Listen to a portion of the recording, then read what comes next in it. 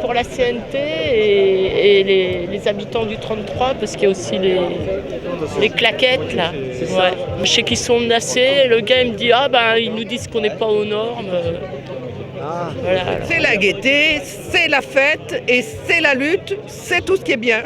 C'est ce qui se passe là avec le local de la CNT, toi? Ah ben oui, ils veulent foutre ce local qui est collectif, qui est vraiment populaire en l'air. Évidemment, toutes les fois qu'il y a un truc collectif sympa, ils tombent dessus comme la misère sur le pauvre monde. Toutes ces conneries pour se lever de bonheur. Je suis tout sauf un feignant, moi aussi je donne de ma sueur. Je m'arrache H24 sans relâche pour un autre demain. Je suis motivé, comme diraient les frangins. Mes parents voulaient que je sois quelqu'un, que je travaille dur, pour pas que je finisse par fouiller dans une bénin. Voilà, mais on se battra. La mairie est complice. La mairie est complice. On va manifester pour dire non, on n'expulse pas des gens, surtout qu'il y a des Espagnols qui faisaient partie de la deuxième DB qui a libéré Paris. Et maintenant, on veut se libérer des pauvres à Paris. Mais tout ce que je sais, c'est que c'est un lieu du Paris populaire, c'est un lieu, comment tu peux dire, historique, c'est un lieu militant, c'est un lieu internationaliste, il y a des liens avec les communautés zapatistes. Voilà, c'est un lieu qui a une histoire militante et ancrée dans le quartier. Et donc c'est juste inimaginable que ce lieu disparaisse. C'est un vieux... C'est toute une histoire du syndicalisme révolutionnaire. On n'est pas en train de tourner la page, on est en train d'être là pour dire qu'il ne faut pas la tourner et céder face aux expropriations générées par la spéculation sur les immeubles et les surfaces. Là, pour l'instant, il semblerait qu'il y ait des avis différents.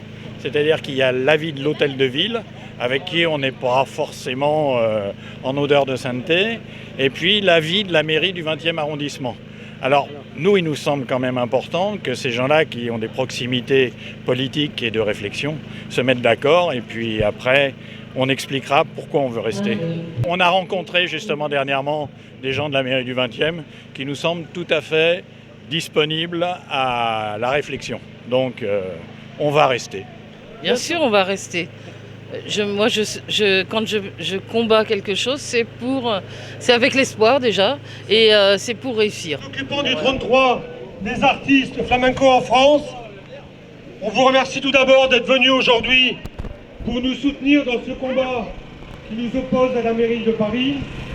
Au cours de la manifestation, il est prévu une prise de parole à la place de la Réunion, une autre au Père-Lachaise où normalement, si tout se passe comme prévu, la compagnie Jolimum fera un spectacle d'environ 20-30 minutes et ensuite on fera le point de l'état des négociations à Gambetta avant le concert de Dubamix.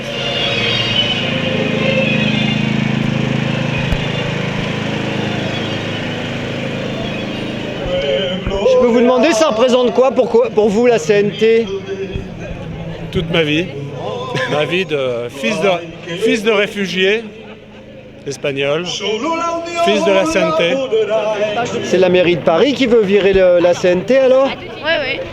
Là, on défend surtout le local des Vignoles parce que la CNT continuerait à vivre même sans le local. Mais le local, ça représente quelque chose pour moi parce que je suis allée beaucoup de fois. J'ai suivi ma mère quand elle prenait ses cours de boxe. Il y a beaucoup de trucs artistiques. La boxe peut-être en fait partie, mais il y a aussi du flamenco, si je me souviens bien.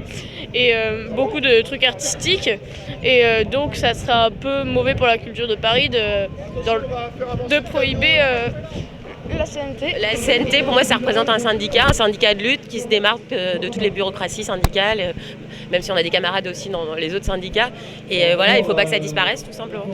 Mais je pense que tout ça, c'est une histoire de gros sous. Depuis 19 ans, on se bat donc avec la CNT, avec bien sûr lesquels on a une affiliation libertaire, tous.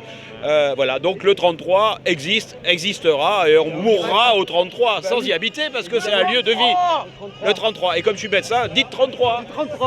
Médecin psychiatre, ils veulent nous faire partir parce que nous au début ils nous ont proposé un petit bail pas trop cher qu'on devait accepter, mais par solidarité avec les autres, on n'a pas accepté parce que les autres les avaient retapés, donc ils ont voulu nous faire des loyers énormes. Et donc ils nous avaient proposé des baux un peu trop chers pour les autres.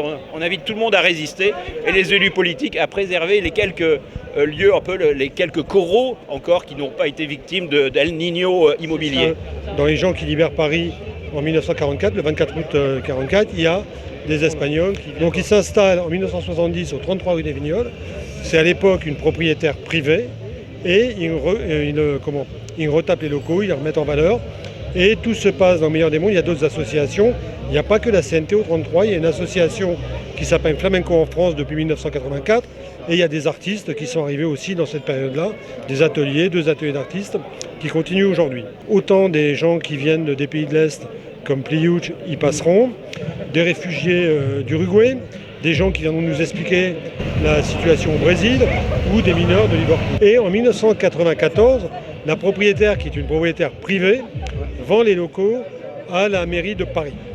On apprend par des affiches placardées sur le quartier que les locataires du 33 vont être expulsés. Donc jusqu'à là, on paye un loyer, on est bien d'accord? Donc ça entraîne une mobilisation qui va durer pendant 2 ans, 1994-1996, et ça va culminer en 1996 par une manifestation qui termine sur l'île Morland en direction de l'Hôtel de Ville. Ensuite, il y a des négociations qui s'ouvrent avec un représentant de la mairie de Paris, mais c'est le destin, il a un accident mortel. Donc les négociations, de manière régulière et suivie, s'interrompent. Et nous, on devient de fait locataire sans titre, sans loyer. Et en 2011, la mairie de Paris de gauche prend contact avec la CNT pour renouer le dialogue, pour voir comment on peut envisager une situation. Alors il y a plusieurs hypothèses, et ça va durer 2 ans, 2011 jusqu'à octobre 2013. D'accord. C'est-à-dire qu'on va avoir des réunions régulières, soit à la mairie, soit au 33, avec un interlocuteur identifié. Et l'objectif, c'est de voir comment on peut... Il y a une hypothèse qui est mise en place d'un bail amphithéotique de 30 ou 40 ans, mais en échange, il y a des travaux qui sont très coûteux. Et le but de la mairie, c'est pas mal, mais le but de la mairie, c'est que nous, on prenne tout, ce qui fait, c'est des sommes énormes. Et puis, de manière unilatérale, sans même une réunion, on reçoit une lettre du cabinet du maire, en octobre 2013, qui nous dit, ben voilà, vous n'arriverez pas à financer, on arrête et on vous propose un relogement. Nous, on a pris une position qu'on refusait ce relogement et qu'on voulait rester dans les lieux parce que, je ne sais pas si je l'ai assez expliqué, mais c'est un lieu de lutte au présent, c'est un lieu historique, c'est un lieu de mémoire, c'est un lieu d'échange culturel, il y a des débats autour de bouquins, c'est un lieu culturel puisqu'il y a des concerts à la fois, cool et plus dynamique, on va dire. Donc c'est tout ça qu'on veut préserver. Et en plus, c'est un lieu qui est en phase avec le quartier. Il y a d'ailleurs dans le comité de soutien qu'on a créé, là, il y a des habitants qui sont venus spontanément. Il y a eu des pièces de théâtre pour les enfants du quartier qui sont venus déjà. Donc il y a un ciné-club où des gens du quartier peuvent venir. Social, et voilà, donc il y a une ouverture spontanée, autogérée. J'insiste, tout ça c'est autogéré. Bon, le point nouveau, disons, on va dire, c'est le positionnement de la mairie du 20e et a émis comme position qui a été en désaccord avec cette décision de nous expulser.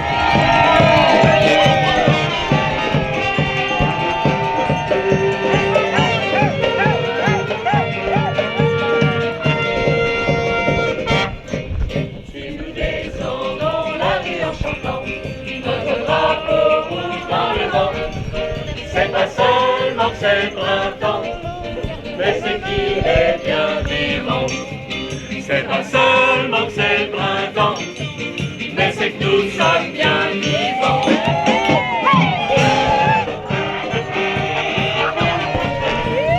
Appel du comité central de la garde nationale aux électeurs parisiens, daté du 25 mars 1871. Citoyens, ne perdez pas de vue que les hommes qui vous représenteront le mieux sont ceux que vous choisirez parmi vous, vivant votre vie, souffrant les mêmes maux. Défiez-vous autant des ambitieux que des parvenus. Les uns comme les autres ne consultent que leur propre intérêt et finissent toujours par se considérer comme indispensables. Défiez-vous également des beaux parleurs. Incapables de passer à l'action, ils sacrifieront tout à un beau discours, à un effet oratoire ou à un mot spirituel. Évitez également ceux que la fortune a trop favorisés, car trop rarement celui qui possède la fortune est disposé à regarder le travailleur comme un frère. Enfin, cherchez des hommes aux convictions sincères, des hommes du peuple, résolus, actifs, ayant un sens droit et une honnêteté reconnue. portez vos préférences sur ceux qui ne brigueront pas vos suffrages. Si nous descendons la rue en chantant notre